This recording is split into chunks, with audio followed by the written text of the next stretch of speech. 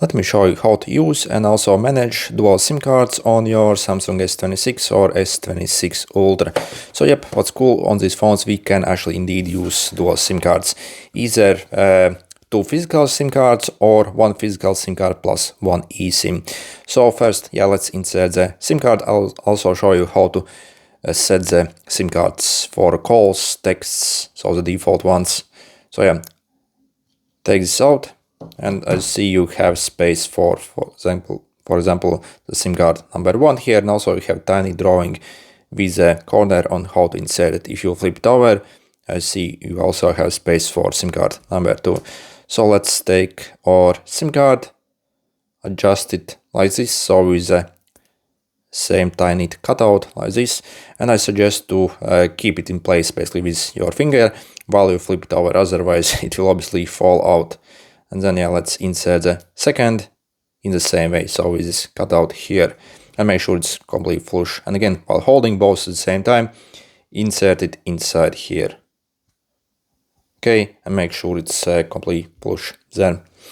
It might take maybe like 10 seconds, so you see, for the network to appear here. And then we can go in the settings, connections, SIM manager, and you see you have both your SIM cards here. You can also turn them off here or on as well.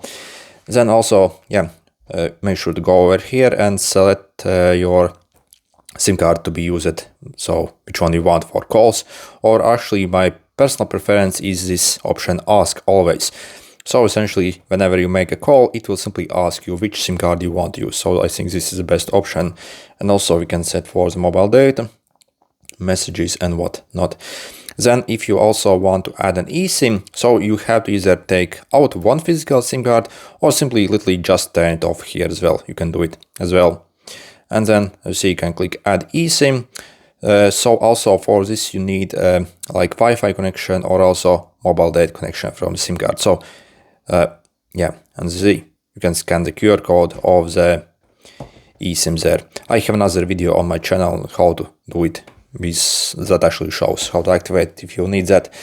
But yeah, it's very easy. So you scan the QR code, and also you see you have, for example, more SIM settings here. Okay, if you go back a bit in the mobile network, so you can also enable the roaming for the SIM cards, and also set the network, for example 5G or 4G for each of the SIM card, and also change the access point or network operators as well if needed. Okay, back.